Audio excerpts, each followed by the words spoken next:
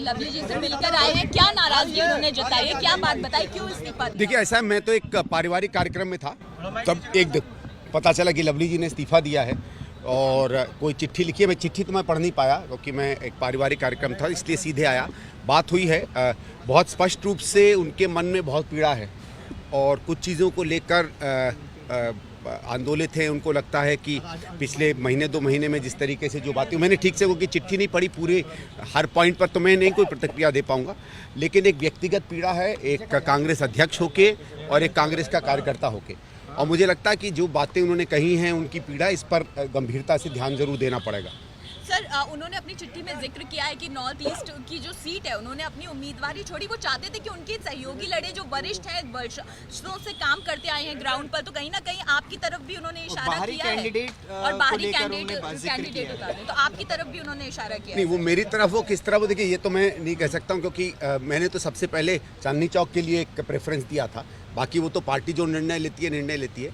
मेरे ख्याल से उनका एक पीड़ा और जो एक अंदर की है कि जिस तरीके से, देखिए दिल्ली में कांग्रेस ऐसी स्थिति में है कि हम संघर्षरत हैं। हम पिछले 8-10 साल से जो दुष्प्रचार हुआ कांग्रेस के खिलाफ, उसके बारे में वापस अपनी पुरानी साख को वापस लाने के लिए हम लोग संघर्ष कर रहे हैं। कांग्रेस का जो भी अध्यक्ष बना है, ये कोई ताज तो है नहीं, एक तरीके से कांटों का ताज है। उसके बावजूद पिछले 6-8 महीने में इन्होंने मेहनत करके खड़ी की। हमारे 2 बड़े कार्यक्रम हुए, आपने देखा होगा, ईस्ट दिल्ली में, उसके बाद इंडिया अलायंस का, उसमें अच्छी खासी भीड़ कांग्रेसियों की आई।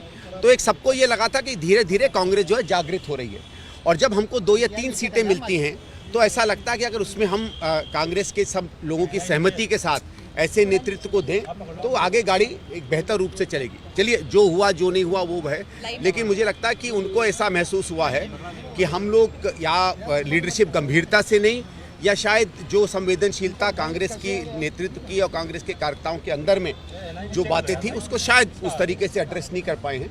मैं भी बहुत ज़्यादा नहीं बोलना चाहता क्योंकि हम भी कोशिश करेंगे लोगों से ऊपर बात करने की। सौरभ भारद्वाज आम आदमी पार्टी के नेता, उन्होंने ट्वीट किया है और इशारों में कहा है कि बीजेपी अपना कैंडिडेट पूर्वी दिल्ली से बदल रही है। इशारा संभवतः अरविंदर सिंह लवली पर ही है, उनके इस्तीफे के बाद ही ट्वीट आया है। इस पर क्या कहना है आपका? देखिए, आम आदमी पार्टी से हमारा एक ब्रॉड वैचारिक राष्ट्रीय मसलों पर एक समझौता है।